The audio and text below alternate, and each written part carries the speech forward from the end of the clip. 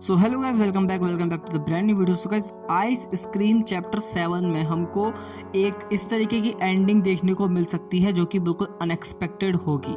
अब ये मैं क्यों बोल रहा हूँ, क्योंकि चैप्टर 6 की एंडिंग सीन में हम लोगों ने क्लियरली देखा था कि जो चार्ली था वो किसी फ्लाइंग ऑब्जेक्ट की आवाज़ निकाल रहा था। एंड वो जो आवाज़ थी वो किसी छोटे प्लेन जैसी आवाज़ थी, जैसे कोई वो छोटा वाला प्लेन होता है ना, जी हाँ, चार्टर प्लेन जिसे कहते हैं, उस टाइप की आवाज़ वो निकाल रहा था। तो हो सकता है चैप्टर 7 में ये सारे लोग मिलकर चीज़ें इकट्ठा करके कुछ इस टाइप का प्लेन टाइप चीज़ बनाएं, क्योंकि हम लोग अब जो बाहर का एरिया है फैक्ट्री के उसे भी एक्सप्लोर कर पाएंगे चैप्टर 7 में। ये तो कैप्टन वाले रिवील कर ही चुके हैं। तो हो सकता है कि उस एरिया में जिस तरीके से E1 में आप लोगों को पता होगा कि बाहर सारे बच्चों ने मिलकर कपड़े सिल के एक बैलून बनाया था, तो उस तरीके से फैक्ट्री के बाहर के एरिया में ये लोग किसी बड़ी सी चीज़ को क्राफ्ट करें यहाँ से निकलने के लिए।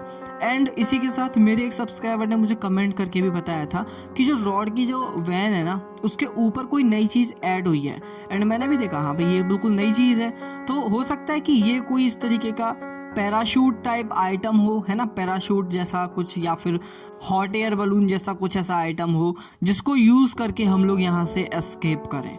एंड ऑफ कोर्स, क्योंकि एक फाइनल एस्केप होगा रॉड की फैक्ट्री से, तो इस तरीके का एस्केप आना कोई बड़ी बात नहीं है, ये आ सकता है। क्योंकि अब तक तो हम लोगों ने फैक्ट्री में, मतलब चैप्टर 4, 5, 6 में इधर से उधर कंट्रोल रूम में ही कूदे हैं, ठीक है, बट मेन जो एस्केप वो अभी तक नहीं हुआ है। एंड जैसा कि हम लोग जानते हैं कि जब हम लोगों ने Q&A वीडियो किया था तो उसमें एक बात और कही थी कि जो सारे बच्चे हैं हो सकता है वो ड्राइविंग ना कर पाए, क्योंकि जो रेबेका थी वो इतनी बड़ी होकर भी वो ड्राइव नहीं कर पाई थी वैन को, और उसने दीवार में वैन ठोक दी थी मिस्टर मीट चैप्टर 2 में। तो आइस स्क्रीम में तो वो और भी ज़्यादा छोटे बच्चे हैं चारों, तो हो सकता है वो ना कर पाए ड्राइव, एंड वो लोग इस तरीके का कोई एस्केप प्लान तैयार करें। बट आप लोगों ने एक चीज़ ध्यान दी, कैप्टेरियंस के ऑलमोस्ट सारे गेम में ये जो प्लेयर्स हैं ये उड़ उड़ के जा रहे हैं। जैसे कि मिस्टर मीट में रेबेका हेलीकॉप्टर से उड़ के चली गई विद क्योर, ठीक है, वो क्योर अपने साथ लेके चली गई।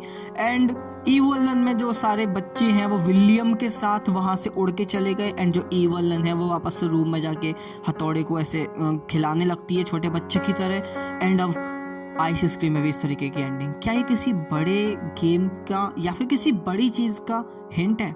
कमेंट में ज़रूर सोच के बताना। तब तक के लिए बाय, थैंक्स फॉर वॉचिंग।